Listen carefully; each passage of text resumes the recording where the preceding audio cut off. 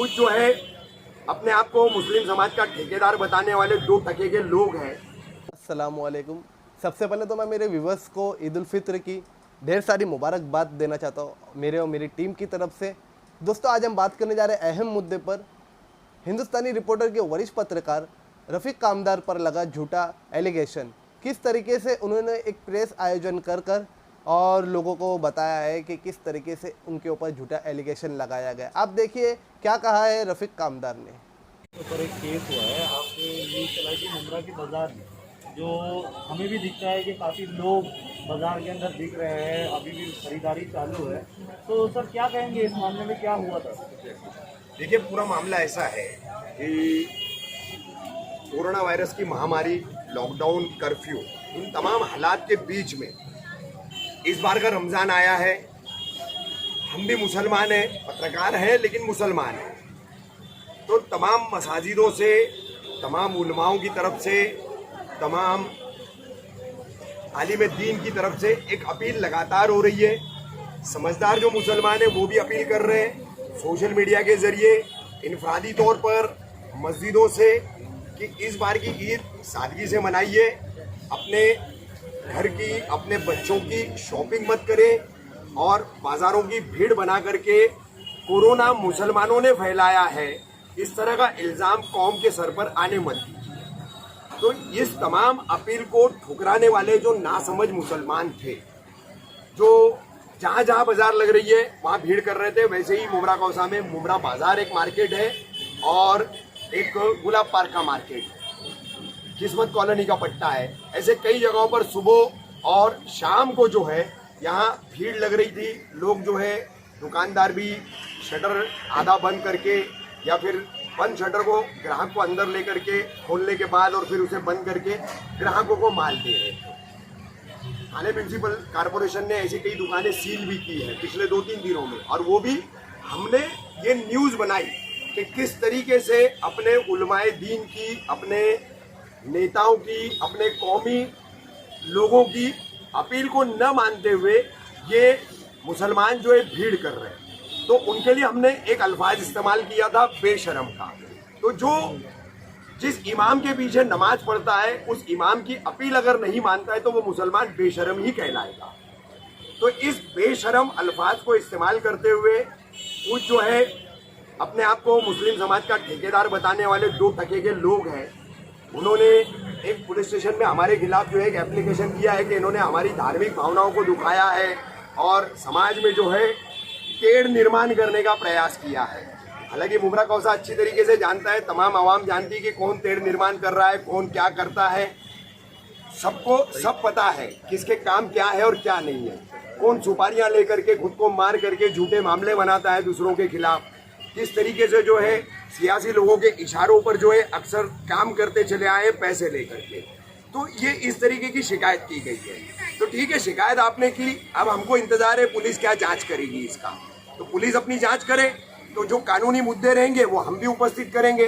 लेकिन सबसे अहम बात यह है कि आज शहर में अगर कोई झगड़ा हो जाता है, किसी तरह की कोई वारदात हो जाती है, छोटी मोटी हो या बड़ी हो, तो पुलिस उस आरोपी को हाथ लगाने से डरती है, उसका कोई कागज बनाने से डरती है। व्यापारियों पे या फ्रूट विक्रेताओं पे जो है कार्रवाई करने से, क्योंकि कागजी कार्रवाई करनी पड़ेगी, क्योंकि कागज छूना पड़ता है, देना लेना पड़ेगा, उससे कोरोना फैलेगा, ऐसी एक सोच भी है। तो फिर ये अर्जी लेने के टाइम पे कोरोना फैलने का डर नहीं था क्या? और कुछ चीजें ऐसी है कि इस रमजान महीने के दौरान कुछ पुलिस विभाग के अतिरिक्त जो बल आए थे और स्थानीय पुलिस के कुछ डिटेक्शन के कर्मचारी है, उनकी तरफ से कुछ ऐसे मामलात हुए कि उन्होंने ज्यादती की। तो उस ज्यादती की खबर भी हमने बताई थी।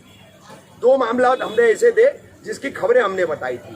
तो कुल मिलाकर के एक रिंग ये बनाई जा रही है और बना करके इसको एक रंग दिया जा रहा है।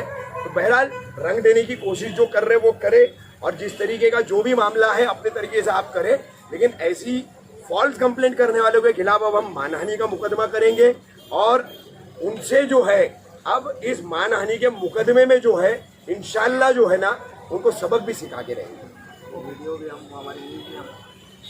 अब इस मामले में हमारे साथ मतलब हम कोर्ट में भी इसको चैलेंज करेंगे कि हमारी खबर सही है या गलत है। कोर्ट के जरिए भी देखेंगे तो हमारे साथ में क्रांतिकारी पत्रकार संघ के हमारे अध्यक्ष है लाल मोहम्मद शेख साहब, वो भी आपसे इस बारे में बात करेंगे। मैं सारे पत्रकार भाई जो भी हमारे इस वक्त हमारे साथ हैं, और मैं एक अपील करूंगा। मैं क्रांतिकारी पत्रकार संघ का अध्यक्ष हूँ मुमरा कौसा का, और फिर भी कहीं भी अगर चाहे वो अफजल का मामला हो, चाहे वो फरार टाइम का मामला हो, चाहे वो सुल्तान रिजवी का मामला हो, चाहे अनवर का मामला हो, कहीं भी मामला हुआ है तो मैं अपनी एक जिम्मेदारी समझ के, अपना भाई समझ के मैं ज़रूर पहुंचा हूं, और जो हमसे हो सका है हमने किया भी है। ये रफ़ीक भाई का भी जो मामला आया है, आज जो ऐसे दलाल है मुमरा कौसा के अंदर, मैं साफ साफ लफ्ज़ों में कहना चाहूँगा, ऐसे दलाल ये कौम के जो है रहबर नहीं है, ना ये हमदर्द है। और ऐसे जो इनका नाम खराब किया जाता है या इनके ऊपर ऐसे इल्ज़ाम लगा के पुलिस स्टेशन में गिरफ्तार की जाती है, मैं मेरे क्रांतिकारी पत्रकार संघ के जो दीपक दलवी राष्ट्रीय अध्यक्ष हैं, और हमारे गुलाब यादव जी हैं, और हमारे काफ़ी लोग जो हमारी टीम है, हम सबसे बात करेंगे और इस मामले को हम आगे लेके जाएंगे। क्योंकि हमारे पत्रकारों के ऊपर कोई भी आदमी एक आसानी से आरोप लगा देता है, उनका नाम खराब कर देता है। मैं इस चीज़ को बिल्कुल भी नहीं रुकने दूंगा और इस मुद्दे को आगे ले जाऊंगा और न्यायालय तक भी लेके जाऊंगा। ये मेरी हक की लड़ाई है, मैं इसको जीत के रहूंगा। और हमारे एक न्यूज़ के ज़रिए से और बता दूं, रफ़ीक भाई, हम जितने भी पत्रकार हैं आपके साथ हैं, और आपको कहीं भी परेशान होने की कहीं भी ज़रूरत नहीं है। हम इंशाल्लाह इस चीज़ को, इस लड़ाई को हम सब मिल के लड़ेंगे। और हमारे कोई भी पत्रकार के ऊपर, कोई भी पत्रकार अगर हमारा कहीं तकलीफ में होता है तो मैं उसके लिए आगे बढ़ चढ़ के हिस्सा लूंगा और उसके लिए हक की लड़ाई, उसको इंसाफ दिला के रहूँगा। सर, ऐसा होता है कि पत्रकार ग्राउंड रिपोर्टिंग करते हैं, इतनी मेहनत करके रिपोर्टिंग बनाते हैं, उनको डर भी रहता है, बहुत सारी चीज़ें पीछे रहती है, और उसके बाद वो सच्चाई जब दिखाते हैं तो कोई भी आके उनके ऊपर केस भी हो जाता है। ऐसे बहुत सारे किस्से सामने आए हैं। तो इस मामले को लेकर पत्रकारों की कोई सिक्योरिटी क्यों नहीं रहती है कि कहीं भी कुछ भी मामले के अंदर कोई भी आ जाता है, कहीं से भी केस कर देता है? नहीं, देखिए कैसा है जावेद भाई, आपका सवाल जो है, सबसे पहले तो आपको बता दूं, आप जाती तौर पर जानते होंगे, जितने भी यहाँ पर अभी नए पत्रकार हैं उनका मुझे पता नहीं है, लेकिन जो पुराने पत्रकार हैं आपको पता है कि जब जब मैंने सच्चाई बताने की कोशिश की है, कब्रिस्तान का घोटाला इतना बड़ा हुआ, यहाँ से वहाँ उठा करके डाला गया, स्लॉटर हाउस ही शहर के 25,000 लोगों को रोजगार देने वाला था, वो घोटाला दबाया गया, लेकिन हमने उजागर किया, हमने उसके कागजात निकाले, हमने हाईकोर्ट में PIL डाली, क्या हुआ, हमारे ही खिलाफ झूठे मुकदमे दायर हुए। ठीक है, तो सबसे बड़ा मामला तो मेरा ही है। मैं कितना इन चीजों को भुगता हूँ, कितना मैंने और मेरे फैमिली ने उसको झेला है, कितना फाइनेंशियली मुझे सेटबैक हुआ है, ये आप सभी लोग जानते हैं।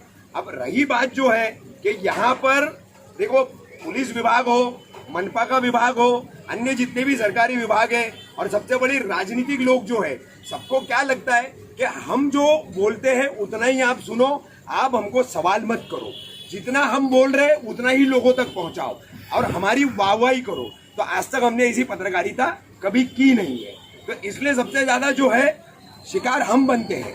तो पत्रकार ने जो है वो समाज के प्रति सजग रहना चाहिए, समाज के प्रति उसका जो दायित्व है, उसका जो एक जिम्मेदारी वाला काम होता है वो उसने निभाना चाहिए।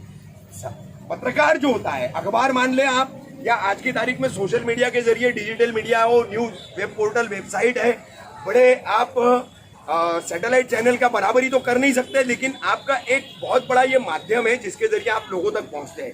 तो कम से कम ये सारी चीजें जो होती है वो सच्चाई का आईना जो है मानी जाती है। तो आप अगर खुद लल्लो चक्को करेंगे पुलिस की, मनपा अधिकारियों की, मनपा प्रशासन की, राजनेताओं की, तो फिर पत्रकारिता बचेगी कहाँ से? मुझे नहीं लगता है कि इस तरीके से पत्रकारिता की जा सकती है, और मुझे ऐसा लगता है कि सच दिखाना चाहिए, सच क्या है वो लोगों तक पहुंचना चाहिए, तो वो मैं करता रहता हूँ।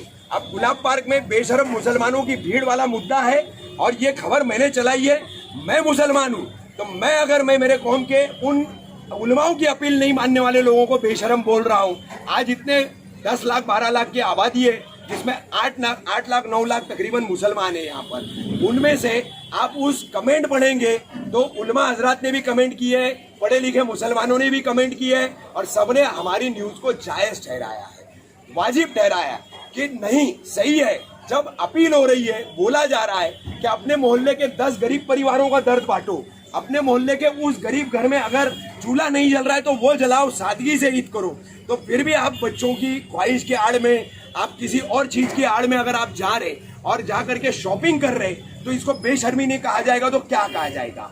प्लस कोरोना वायरस है, कर्फ्यू है, लॉकडाउन है, फिजिकल सोशल डिस्टेंसिंग बनाए रखनी है, और आप वहां पर बेताशा भीड़ कर रहे हैं। और शहर में रोजाना जो है कभी 15, कभी 22, कभी 24, कभी 10 ऐसे कोरोना पॉजिटिव मरीज बढ़ते जा रहे हैं। तो आप जो है अपने पूरे शहर को कोरोना की चपेट में डालने वाला काम भी कर रहे हैं। अगर हमने इसको उजागर किया तो क्या गलत किया? इसमें धार्मिक भावनाएं दुखाने का मामला आया कहां से?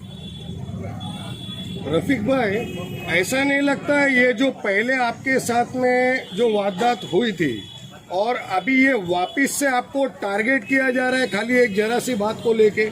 नहीं, जरा सी भी बात नहीं है। मैंने अभी देखिए शाहिद भाई, मैंने अभी क्लियर किया एकदम कि जिसने अपने इमाम जिसके पीछे वो नमाज पढ़ता है, जिस मुफ्ती के फतवे को मानता है, जिस मसलक जिस फिरके को भी वो मानता होगा, ऐसा जो भी मुसलमान है वो अपनी उलमा की अपील को कभी भी ठुकराएगा नहीं।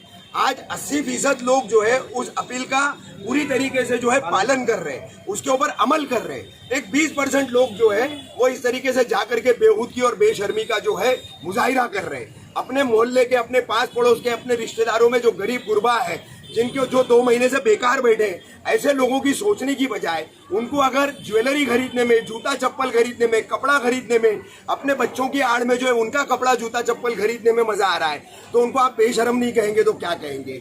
अब उसकी आड़ में जो है मेरे खिलाफ साजिश है, वो दौर तो 2010 से चल रहा है साहब, ये 2020 है। 10 साल से ऐसी साजिशों के चलते मैंने 12 झूठी केसेस अभी तक झेली है। ये अगर 13वीं अगर मुमरा पुलिस को करने का शौक है तो मुमरा पुलिस करे, मैं हाईकोर्ट और सुप्रीम कोर्ट में चैलेंज करूंगा, वहां पर साबित करे कि वहां फिर भीड़ हुई तो कर्फ्यू का लॉकडाउन क्यों और लॉकडाउन का पालन क्यों नहीं हुआ, दुकानें कैसे खुली, इसका जवाब फिर पुलिस प्रशासन को देना है, मुझे नहीं देना है, मनपा अधिकारियों को देना है। साजिश तो है, बरहक साजिश है शाहिद भाई, आपकी बात बिल्कुल दुरुस्त है, बगैर साजिश के नहीं हो रहा है। मैंने कहा ना, कुछ खबरें हमने जो है पुलिस जाति की बताई, कुछ दलाल नुमा लोग हैं, कुछ ऐसे सुपारीबाज लोग हैं, सब मिलकर के एक रिंग बना रहे और एक खामखा का मुद्दा बना रहे। मगर हकीकत की आवाज को दबाने का काम अभी भी चालू है। हाँ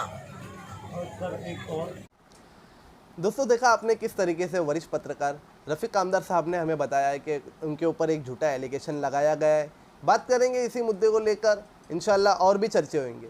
और एक मैं ये बात कहना चाहता हूँ आप लोगों से कि एक तरफ ईद उल फित्र का माहौल है, दूसरी तरफ लॉकडाउन का माहौल है। कोरोना वायरस के चलते ना कि उस भीड़ में जाए आप जहाँ इस बीमारी की बिक्री हो रही है, ऐसे भीड़ भाड़ एरिया में ना जाए, ऐसे भीड़ भाड़ एरिया से बचे, अपने आप को बचाए, अपने आप को सुरक्षित रखे, सेफ रहे, सिक्योर रहे। आप अगर घर वापस आते हो तो अपने हाथ को अच्छे से सैनिटाइज करें, अपने हैंड वॉश करें अच्छे से, और जहाँ तक हो सके अपने आप को इस बीमारी से बचाए। इंशाल्लाह जल्दी हाजिर होंगे हम अपनी अगली न्यूज़ के साथ। हेलो फ्रेंड्स, सब्सक्राइब करें हमारे चैनल को और बेल आइकन को भी दबाएं ताकि सारी लेटेस्ट अपडेट और वीडियो आप तक पहुंचे सबसे पहले।